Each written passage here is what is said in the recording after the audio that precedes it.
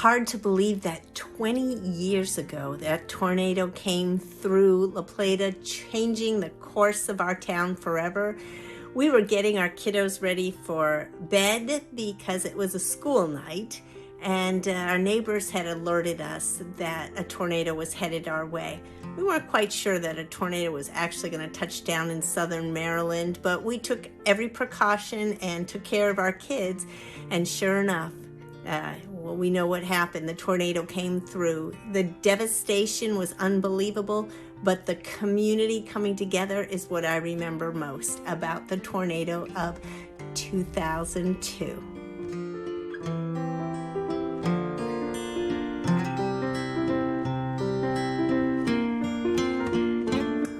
During the period of time when we had the tornado 20 years ago, as usual, I normally go out and walk early in the morning, and I found out that I really needed to get out in the street. One of the things we found out the tornado is people deal well with them, but they like to feel confidence in their leaders, and they like to see their leaders. They like to see them. And so I spent a lot of time on the street all during the recovery of the tornado. And I could talk about all the wonderful things that happened. We could talk about the 26 places that helped us.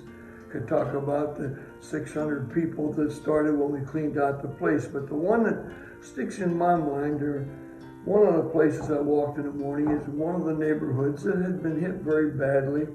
It had no electricity and so forth. And as I was walking down the street, there was an older lady that one of my people that I knew was sitting on her porch. And I said, well, how are you doing now? And she said, well, Mayor, she says, I'm doing all right. And you know, here's this little lady sitting on her porch. She has no electricity. She has no TV. She doesn't know what's happened to her town. And she's right in a neighborhood that houses are all destroyed. But she said, I'm doing all right. And if I look back on the one picture of the town of La Plata, how it dealt with this tornado was, I think most of the people could say we're doing all right.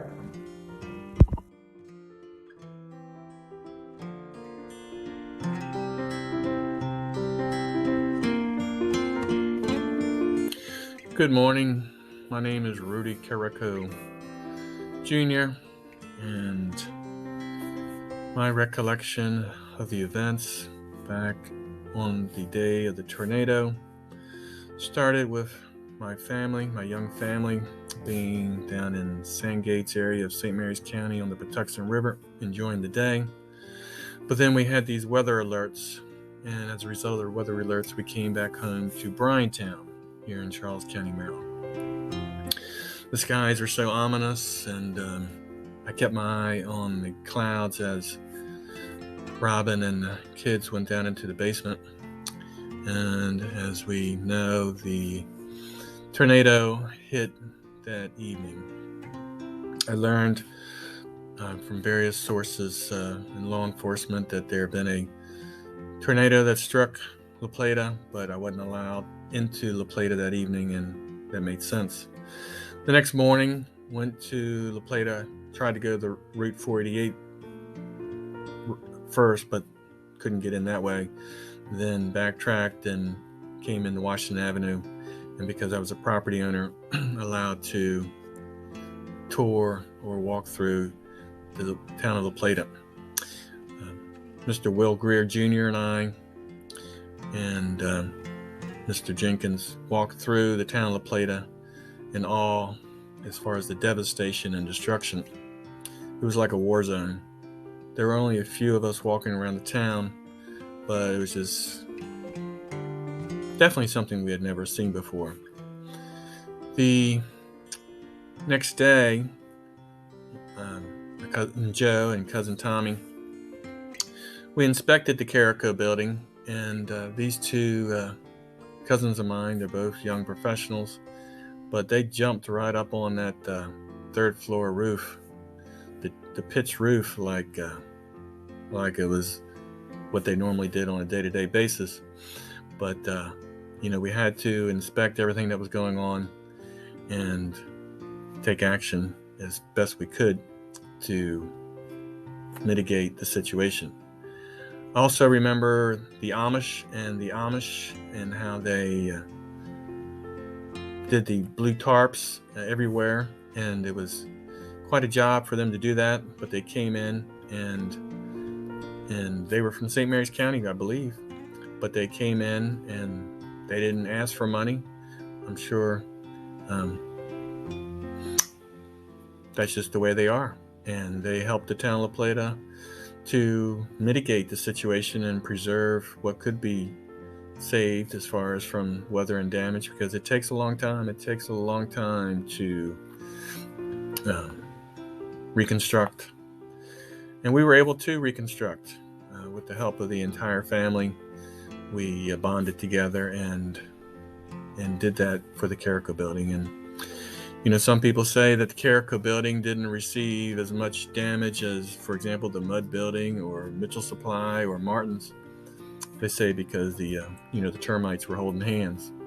There definitely were plenty of air holes or air gaps in the Carrico building, and there was damage to the Carrico building. For example, the little 20 by 30 building next door that either was a hair salon or an art studio. The roof on that, who knows where that was dropped down. It was lifted off and dropped down during the tornado somewhere. And in the Carrico building, definitely received damage, severe damage, but not like the other buildings in close proximity, but still dormers ripped off and all the windows, destroyed, and additional damage throughout the Carrico building. But we took our time and did it the right way, and it's in much better condition today. So I want to thank the town of La Plata for everything it's done to address the situation. But it was definitely a day that I will never forget. And also as far as how everyone came together to best deal with the destruction and devastation that the tornado left here in La Plata. Thank you.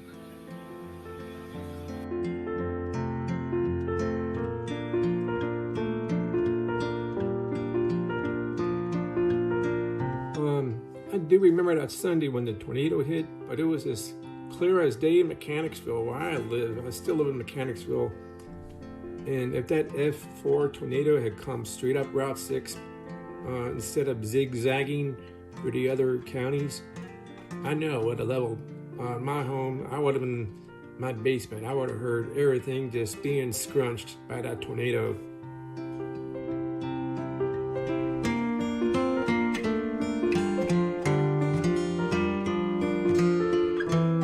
So on April 28th, 2002, when the tornado struck La Plata, I was at home and got a phone call saying a tornado come through.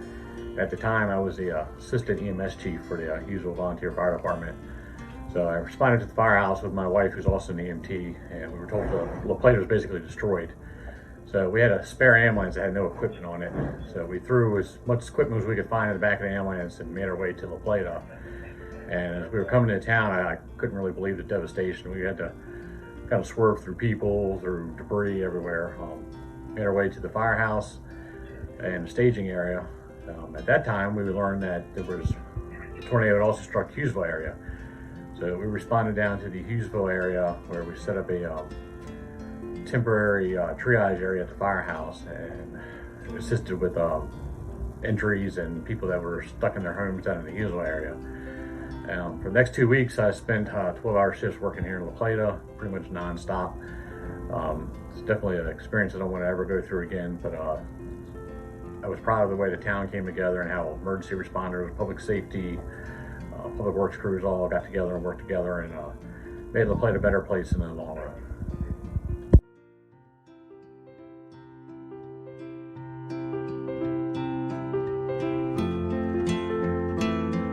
So regarding the tornado on April 28th, I only had about a year and a half on for the La Plata Police Department. I'm actually the last La Plata police officer currently working that worked during the tornado.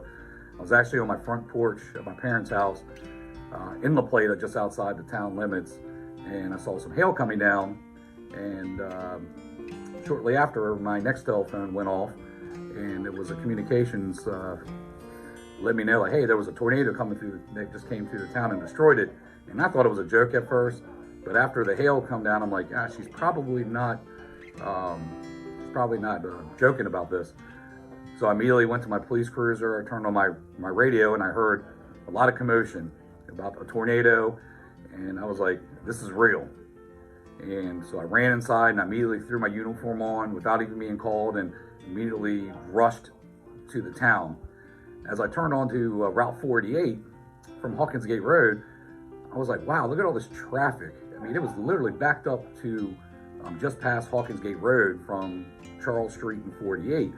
So I activated my lights and sirens, responded with ease because there was a lot of traffic on the roadway. And as I get up to the first intersection at 48 and Route 6, I noticed that the traffic lights were down, there were power lines down, and there was actually a citizen with a stick holding up the power line for me to get through. And I was like, it seemed a little dangerous to me. I told him to put that down. And right when I got to that intersection, it was just, look, there was devastation everywhere. So immediately I was responding to the Department of Social Service parking lot, because that's where they ask for incoming officers to respond to so they can start giving out assignments. And I'm sitting there going, wow, this is something that I was never trained for in the academy, to deal with a situation like this. So I'm heading over to the Department of Social Service building, and they told me to head down towards Clark's Run because there were some houses hit. So I headed down there, and I couldn't even make it to Clark's Run due to all the trees in the roadway. And one thing I can tell you, shortly after this tornado, when I got to Clark's Run, this is probably 30-40 minutes into it, there was actually people out there with front loaders, backhoes, trying to push the trees out. And literally this guy says, can you help us? Because we got a bunch of injured folks trying to get through to the hospital. And I'm like, absolutely, what do you need me to do? So next thing you know, I'm operating a chainsaw, cutting trees and limbs and removing trees and limbs out of the roadway just so the fire EMS vehicles can transport injured individuals to the hospital.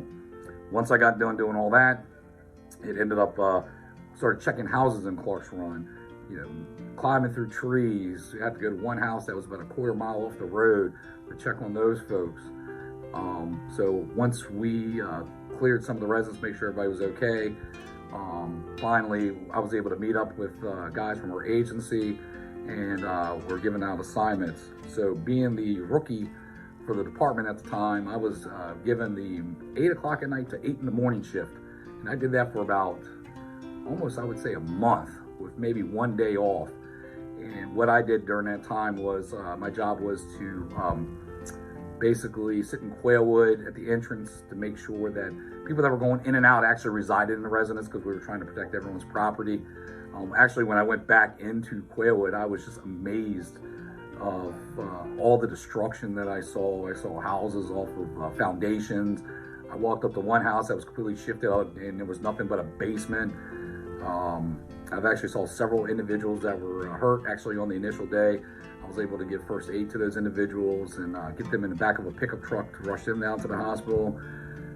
It was just looking at the devastation and what a tornado can do. I mean, I actually was just couldn't believe what I was looking at. So, like I said, I was working the 8 at night to 8 in the morning shift for about pretty much a month. And during that time, I was doing parking lot security, protecting assets. I was doing neighborhood security, and did that for about a month. And I finally got one day off, and I enjoyed it. And I actually went to a local golf course right down the street, and they let me play golf actually for free because they knew what we were doing. And even though the golf course was damaged, I didn't care. I needed that day just to actually relax, because working a month without a day off for 12 hours, it was kind of exhausting, but also it was much needed because the citizens of the town of Plata, needed somebody there to make sure that, make them feel safe, and make sure that somebody was out there protecting their assets, because we know during devastation, sometimes you get some folks that come out that like to take advantage of the situation, but we were there to prevent any, stolen property or people just, scavenging through debris and taking items. I will tell you this, during that time, every single member of the La Plata Police Department, without being called, showed up and was out here helping the citizens of La Plata. Not one member was called to say, hey, you need to report to work. We all were here. And due to that, a year later, the Chamber of Commerce actually gave our whole agency an Officer of the Year award for all of the members of our department, basically coming into work that day without being called and providing, first aid, security, and assistance to all the La Plata residents.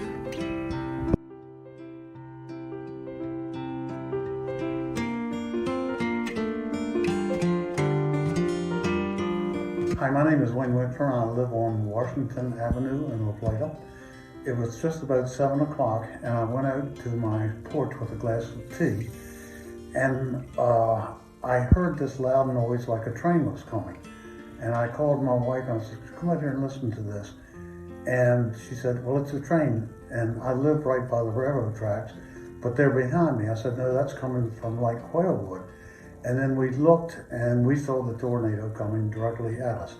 And it was just so full of garbage. I think it just had a lot of trash from Quailwood and vinyl siding and everything else in it. And we ran down to the basement. And about 2 minutes later, the roaring noise stopped. So we came back upstairs and we looked around and everything looked fine. And so I lived next door to my mother, and she was in the original tornado in the 1929s. And I called her and she was okay. Well, the town of La Plata had just gotten a caboose from Indiana that was surplus, and we'd had it brought over to the train station in La Plata.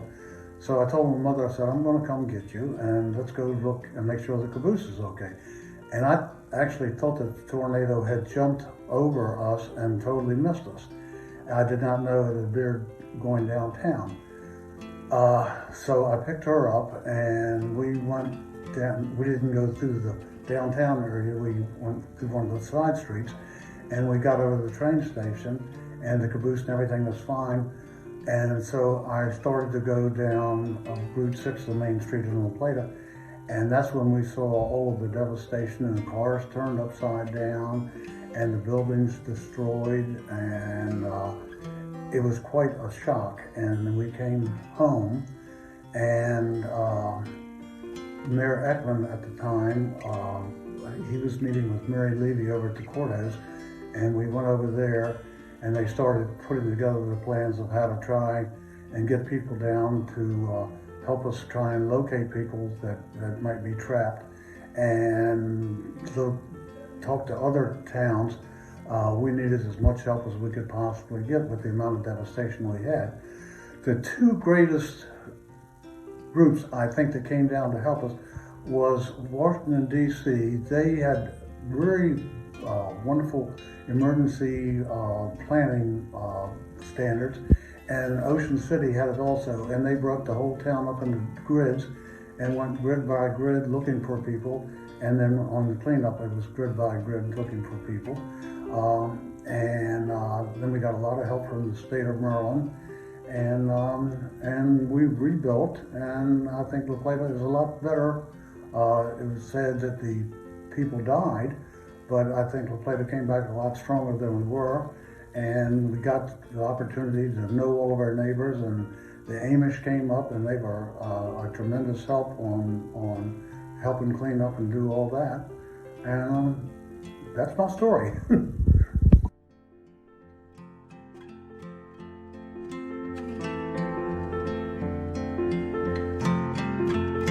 Hi, this is Dave Jenkins, your current Town Council member from Ward 4 and a Clarks Run resident.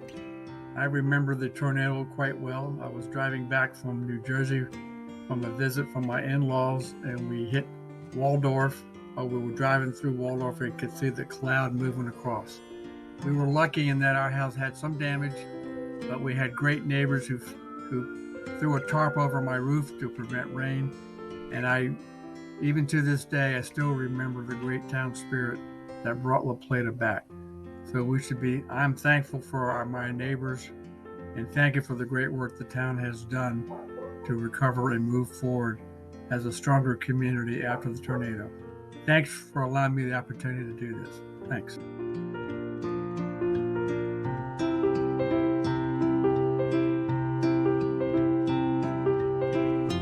Hello, my name is William Brooks. I was a police officer back April 28th, 2002 when the tornado came through La Plata.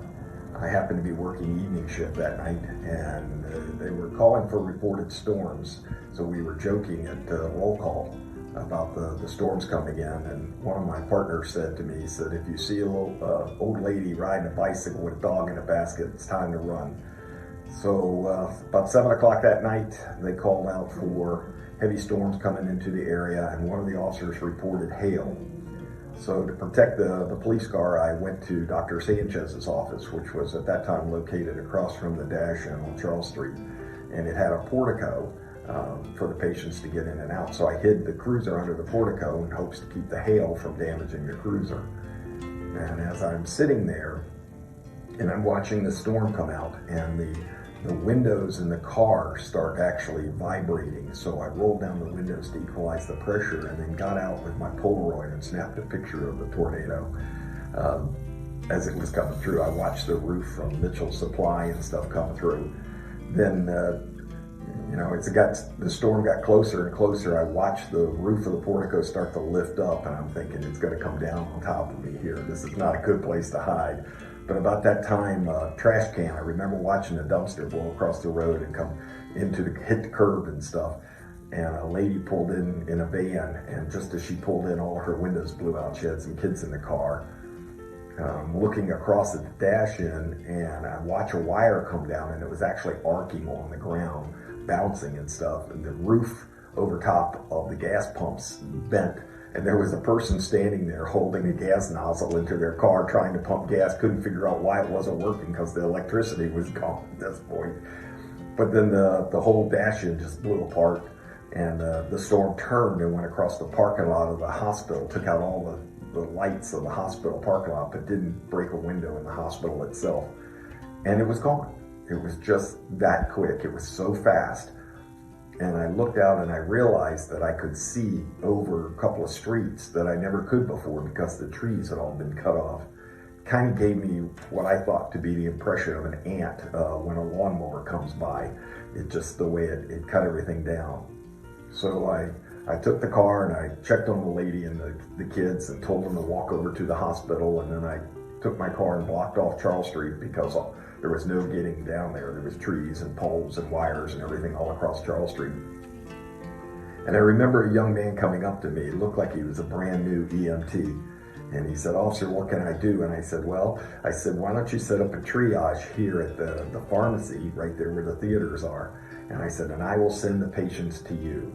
And so I started walking the streets, and as we found people that were, injured, walking wounded or whatever, we, guided them over to him, or in some cases, we actually picked them up and carried them over, wheelchairs or whatnot. Found a couple of propane tanks that were bleeding out propane. One of them I was able to turn off, the other I couldn't get to, so we just kept away from it, let it vent. And we were there until about 2 o'clock in the morning when they said go home and be back here at 7 the next morning and stuff for 12-hour shifts. So I remember the kid that was working, he says to me, he goes, "I'm out of supplies," he had his little kit. And I said, "Just take what you need out of the pharmacy, but try to keep an inventory so we have it." And then eventually a couple of other EMTs had walked up the streets and were helping him out there. And then a couple of unique things that I remember about it. One of the things was, like the Amish coming through and cutting up the trees and not taking any money or anything for it, and they just did it. They walked down the streets and they helped the people. And then there was the insurance vans, and I remember they pulled up and they were outside the county administration building, and there would be a line of people waiting at the different insurance vans, and you watch them, the people go in, and they would come out holding this check because the insurance were just giving them checks for whatever, $500 or something. But it meant they could buy clothes and they could rent a hotel room and they could get food. and because they had lost everything, and the relief on their face was very impressive. And you know, it was an interesting night. It was the strangest one I ever had. When the next morning when I came in was the first time I actually got to see the downtown of La Plata, and got to see what had happened to all the businesses and everything. And I remember the Mona building was being built, and the tall crane had spun, and it actually had broken its bolts, and they had to come and take the crane down, so they had us blocking off the road in case the crane fell until they could take it down in parts. My wife, who was an EMT at the time from our station in Cobb Island, she jumped on the first ambulance because she knew I was up here in the storm. And she came up there and she saw my partner. He was working down at the shopping center where the Safeway used to be. And she asked him, she says, "Mark, have you heard from Bill?" And he goes, "Yeah, he's on the radio. He's okay." And so then she was all right, and she just went to work at that end. And he was doing the same thing, setting up a triage down there at his location while we were working up here. And it was strange. One of the lessons that we really learned from it were the people, the victims. We had a lot of administrative, a lot of people wanting to help, and they would drive through the communities to look to see at the damage. And it didn't dawn on us what that was doing to the victims until they came up and they said, "Hey, we're feeling like we're in a fishbowl." And at that point, we stopped the cars. It was only local traffic then that could drive down the roads. Never having experienced this before, that was an unusual thought to us. We thought we were being good, and then once we realized what the people needed, we adjusted and made that happen for them. And I remember the Salvation Army there and feeding just tons of meals and stuff coming out and helping the people, and that's the way it was for 12-hour shifts, as the town finally came back together. But there were people from all kinds of agencies all over the state of Maryland that came to our help, and even police officers from other agencies that came to help. Everybody just really pulled together. I was so fortunate. If you had to have this storm that had happened at 7 o'clock on a Sunday night and not Saturday night, there was nobody in the bingo hall. There was nobody in the shopping districts, really. I mean, there was a few people in the grocery stores and in the Kentucky Fried, but considering the volume and the time of night, it could have been so much worse than what it was. And that was the strangest night I ever worked.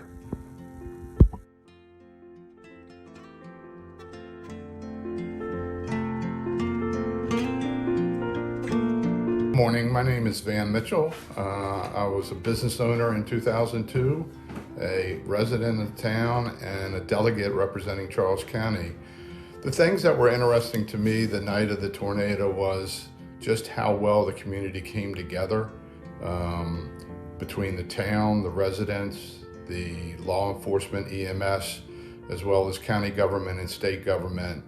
It made me very proud, both as a resident and as a delegate representing Charles County and the town of La Plata. As someone who lost their office building and the retail store, it was very a demanding time, both for our family and our employees.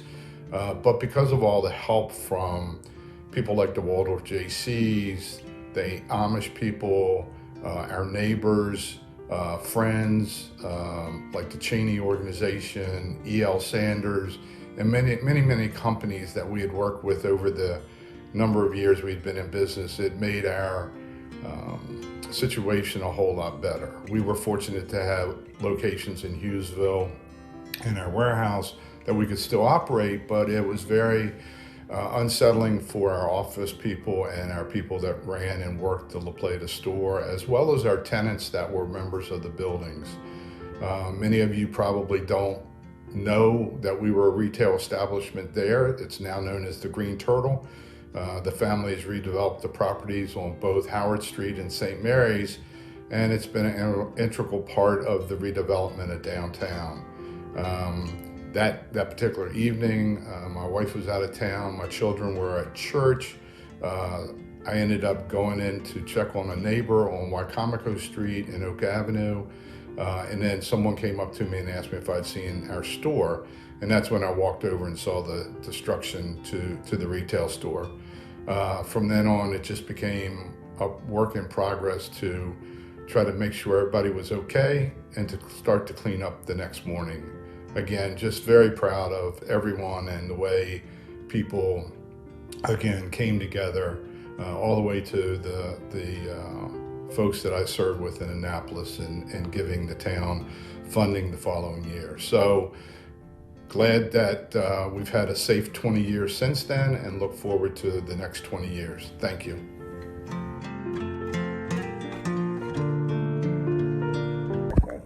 I grew up with hearing the stories of the tornado of 1926, which my mother was a student in the schoolhouse at the time, and the school was located across from the helioport at our local hospital. And at that time, of course, the original tornado struck the school, and there were 13 children who died in that tornado. So as life went on, Mother would repeatedly tell us her story as a 7-year-old child. So I never expected to experience a tornado myself. However, that Sunday evening, we were coming home from Washington, and I remember looking over towards Indian Head and thinking there's a tremendous storm coming. And then as we came through the town of La Plata, it was the air was still, and there just seemed to be a green hue as we came down Charles Street. And as we got home and I opened up the back of my van, my neighbor was hollering to me to get in, the tornado was coming over our house. And I hadn't had the radio on, so I had no warning that there was even a tornado expected in our area. Personally, we did not have that much damage to our property, but the feeling of helplessness that you had the next day as we walked through the town of La Plata and saw the destruction, it was absolutely just overwhelming. So then you try to figure out how can you help, how can you make a difference, what can you do personally. And actually, there wasn't much we could personally do to help others other than to work perhaps at the food stands or taking bottled water out to people. It wasn't until the county and state really mobilized to get rid of all the debris that anybody was able to make a huge difference, or at least my feelings. Out of that tornado, though, did spin the La Plata Garden Club, which began that June. We wanted to do something for the people of the town, and the garden is located right behind where the water tower was. And of course, the loss of the water tower and the star was such a big thing for us residents. We were used to the star from the 1950s. So our garden club built a lovely memorial garden there, and it has benches that commemorate the people that lost their lives in the tornado, and also it's just a tribute to the people that helped to restore our town following the tornado. So I did feel that, later in life it took about 3 or 4 years. The town really got behind us and helped to pay for the garden, or I shouldn't say the town. So, well, the town did, but also a lot of private businessmen. And it's just a lovely little pocket tribute to the town from the tornado, and it's maintained by the La Plata Garden Club. And it's just our little piece of memory of the tornado.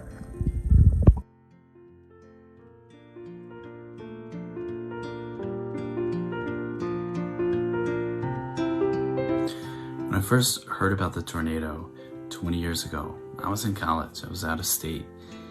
I didn't know much about La Plata, but it looked like massive devastation, chaos. The photos and the video that I saw, I remember thinking, how does this small community ever build back from that? But I'm proud to be part of that small community now. And it was inspiring to see how over the last 20 years, the town came together, neighbors helped neighbors, and an outpouring of support came through from throughout the state, and sometimes outside of the state, to help make La Plata what it is today. And it's so exciting to be part of that strong community.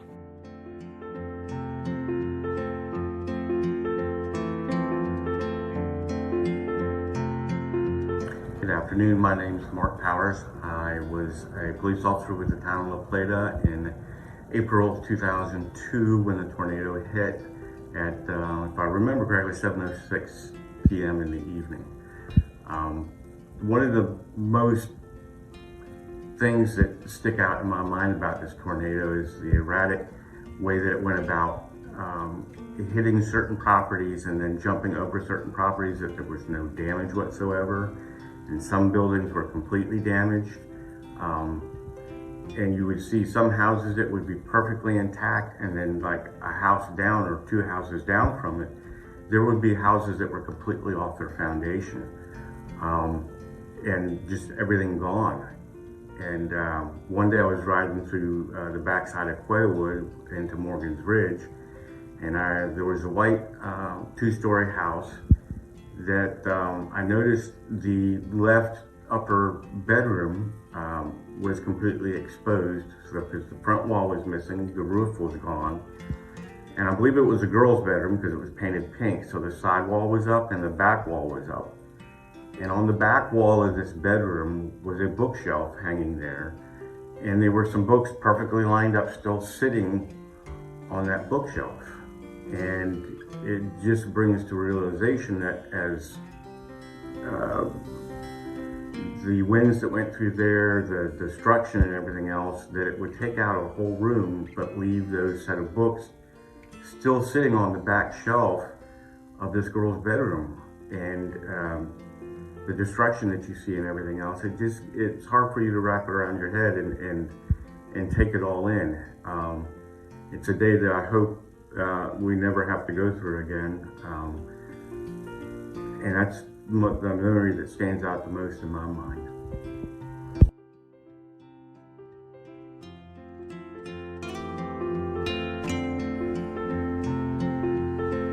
Hi, I'm Bonnie Rafer, a survivor of the tornado in La Plata, April 28th, 2002. It was the night before my birthday, and my husband and I were getting ready to go out to dinner with my sister, who was coming from across La Plata, and my mom, who was walking from next door. The lights blinked about 6:59, and I reset the microwave, then went outside to see how the weather was. I looked to the north, saw nothing. When I came in, my sister had called and said that she saw 2 tornadoes over our house, and she was going to go home. I called my mom and I said, "Get to your basement now." And I told my husband the same thing, so we went to the basement, and I got under a table, and he stood and watched 50 trees go down in our backyard. The whole house started creaking, and it was awful. And then all of a sudden, it was over.